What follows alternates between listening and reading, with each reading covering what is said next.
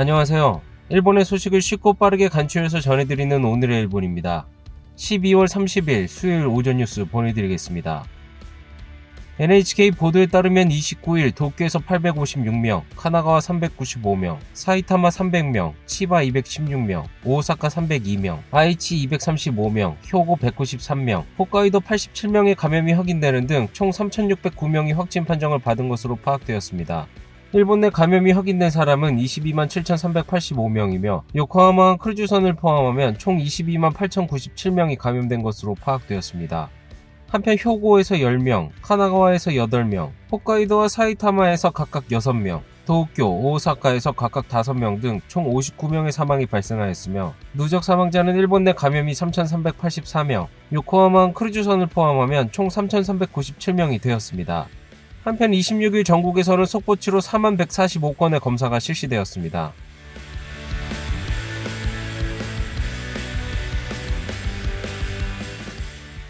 이날 도쿄에서는 856명의 신규 감염이 확인되었습니다. 10세 미만부터 90대까지의 남녀 856명이 신규 확진 판정을 받은 것으로 파악되었으며 이 중 585명은 감염 경로가 파악이 되지 않거나 조사 중이고 270명은 기존 감염자의 밀접 접촉자로 확인되었습니다. 연령대로는 20대에서 30대가 총 386명으로 전체의 약 45%, 40대에서 50대는 총 254명으로 약 30%로 나타났습니다. 감염 경로로는 가정 내 감염이 121명으로 가장 많았으며 시설 내 감염이 70명, 직장 내 감염이 37명, 회식에서의 감염이 18명 등으로 확인되었습니다. 한편 이날 80대부터 90대까지의 남녀 5명이 사망하였으며 현재 중증 환자는 3명 증가한 84명으로 파악되었습니다. 이로써 도쿄의 누적 확진자 수는 57,896명, 누적 사망자 수는 618명이 되었습니다. 다음 소식입니다. 정부가 전국에서 일제히 고투 트래블을 중지한 28일, 많은 관광지에서 지난주보다 인파가 늘어난 것으로 나타났습니다. 소프트뱅크의 자회사 아구프에 따르면 오후 3시의 인파는 일주일 전과 같은 시간과 비교했을 때 교토 아라시야마에서 약 2배, 홋카이도 오타루에서 1.4배 등 많은 관광지에서 늘어난 것으로 확인되었습니다. 칸토 지방 근교에서도 아타미 온천에서 약 1.4배, 하코네 유모토에서도 1.8배 등으로 28일은 고투 트래블의 전국 중지 첫날이었지만 관광지의 인파는 줄어들지 않았습니다. 스가 총리가 조용한 연말연시를 호소하는 가운데 도쿄 도심에서도 시부야 중심가에서 약 1.3배 인파가 늘어나는 등 번화가를 중심으로 외출하는 사람들이 늘어나는 추세입니다. 다음 소식입니다. 이번 달 아사히 신문이 조사한 여론조사에서 정부보다 각 지자체 지사들의 코로나19 대응이 긍정적으로 평가되는 것으로 나타났습니다. 코로나19에 대한 대응 평가에서 정부의 대응을 긍정적으로 평가하는 비율은 37%에 그쳤으나 지사의 대응을 긍정적으로 평가하는 비율은 54%로 나타나며 정부의 평가를 웃돌았습니다. 이는 코로나19에 대한 정치인의 대응 평가에서도 확연하게 나타났습니다. 정부 강요 및 각 지자체 지사별 코로나 대응 평가를 한 결과 상위 3명의 지사가 68%를 차지하였으며 정부 강요는 30%에 채 미치지 못하였습니다. 오사카부의 요시무라 히로우미 지사가 378명으로 1위를 차지하였습니다. 2위는 도쿄도의 코이케 유리코 지사, 3위는 홋카이도의 스즈키 나오미치 지사가 차지하였습니다. 한편 4위는 스가 요시히데 총리, 5위는 아베 신조 전 총리, 6위는 니시무라 야스토시 경제재생 담당상 등 순으로 국정정치가의 평가가 상대적으로 뒤처지는 것으로 나타났습니다. 이러한 결과는 발신력의 차이가 원인으로 보여지고 있습니다. 상위 3명 지사의 지역은 도쿄, 오사카, 홋카이도로 특히 감염 상황이 심각한 것으로 감염 억제에 성공했다고 보기는 어렵습니다. 하지만 구체적 시책을 정중히 설명하는 자세에 대해 국민에게 긍정적 평가를 받은 것으로 보여집니다. 한편 스가 총리 및 아베 전 총리 등 국정정치가는 고투 캠페인 및 아베노 마스크를 비롯한 대책 등으로 감염 확대를 초래했다는 인식을 주어 상대적으로 부정적인 평가를 받은 것으로 보여집니다. 이번 여론조사에서 경제와 감염 억제 중 어느 쪽을 우선해야 하는지에 대한 질문에 감염 억제가 69%로 경제 29%를 크게 웃도는 결과가 보여주듯 정부의 정책도 감염 억제에 집중해야 할 것으로 보여집니다. 다음 소식입니다. 일본 정부가 연구 개발 중인 신형 대함 유도탄의 사거리가 2000km에 달하는 사실이 확인되었습니다. 이는 실전 배치 시 자위대가 보유하는 최대 사거리의 미사일이 될 전망입니다. 사거리 2000km가 되면 일본 지상에서 발사 시 중국과 북한이 사거리 안에 들어가게 되며 레이더로부터 탐지 가능성을 낮추기 위한 스텔스 능력이나 복잡한 움직임으로 적의 요격을 막고 기동성도 추구합니다. 또 함성과 항공기에서의 발사도 가능하게 됩니다. 일본 정부는 2022년까지 시제품을 개발하고 성능 시험을 추진할 계획입니다. 또한 이와 별도로 육상자위대가 운용 중인 12식 지대함 유도탄의 사거리를 향후 1500km까지 연장하는 목표도 확인되었습니다. 12식 지대함 유도탄은 이달 18일 사거리 연장에 대해 가기 결정하였습니다.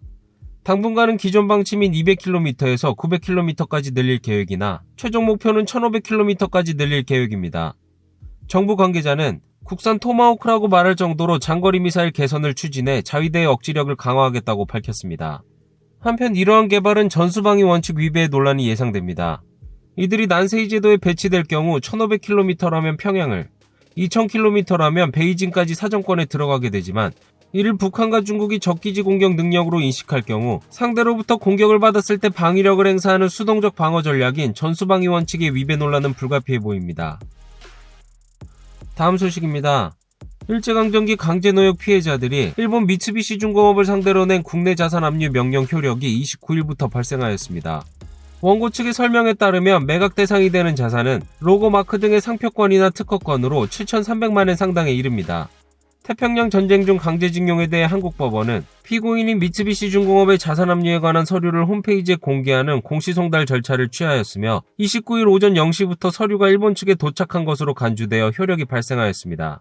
다만 실제 매각까지는 자산의 감정 및 경매 등 새로운 절차를 밟을 필요가 있어 수년 이상의 시간이 걸릴 것으로 전망되고 있습니다. 한편 일본 정부는 1965년 한일 청구권 협정에 따라 해결된 것이라며 국제법 위반을 한국 정부에 요구하고 있으며 미쓰비시 중공업도 배상에 응하지 않고 있습니다. 이에 미쓰비시 중공업 측은 압류 명령에 즉시 항고할 방침이라고 코멘트하였습니다. 다음 소식입니다. 28일 오전 2시 48분경 큐슈 카고시마현 남쪽에 있는 화산섬 스와노세지마에서 분화가 발생하였습니다. 이날 화산은 불을 내뿜으며 분출된 돌이 분화구에서 남동쪽 1.3km 떨어진 곳에 낙하하기도 하였습니다. 이로 인해 일본 기상청은 분화 경계 레벨을 2에서 3으로 상향 조정하였습니다.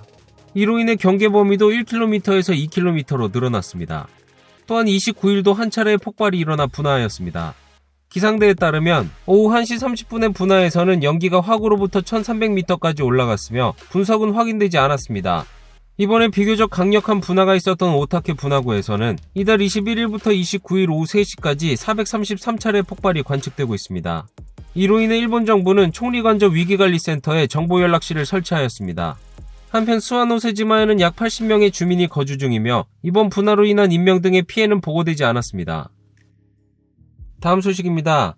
도쿄올림픽과 패럴림픽의 코로나19 바이러스 대책에 대해 정부와 대조직위원회는 선수촌과 경기장에서 활동하는 의사나 간호사에 대한 수당과 파견 의료기관에 대한 협력금을 지급하기로 결정하였습니다. 당초 원칙적으로는 무상으로 협조 요청할 계획이었으나 복수의 대회 관계자에 따르면 코로나19의 감염 확대로 부담이 커진 의료 현장과 여론 설득을 위한 정책의 전환으로 재정 조치가 불가결하다고 판단하였습니다.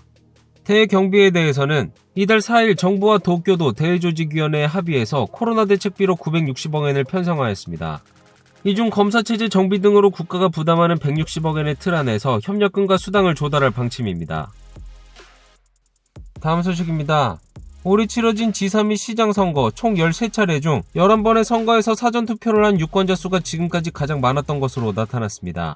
코로나19 바이러스의 감염 확대가 계속되는 가운데 올해 쿠마모토, 도쿄, 토치기 등 6개 지역의 지사와 교토시, 카고시마시 등 7개 지역의 시장 선거가 실시되었습니다. 이들 선거의 투표율은 치열했던 5번의 선거가 지난 선거보다 높았으며 나머지 8번 선거에서는 전해를 밑돌았습니다. 그중 사전투표를 한 사람은 토야마현 지사 선거에서 2배 이상, 토치기현 지사 선거에서 1.5배 이상 등 6번의 선거 중 5번이 지금까지 가장 많았습니다.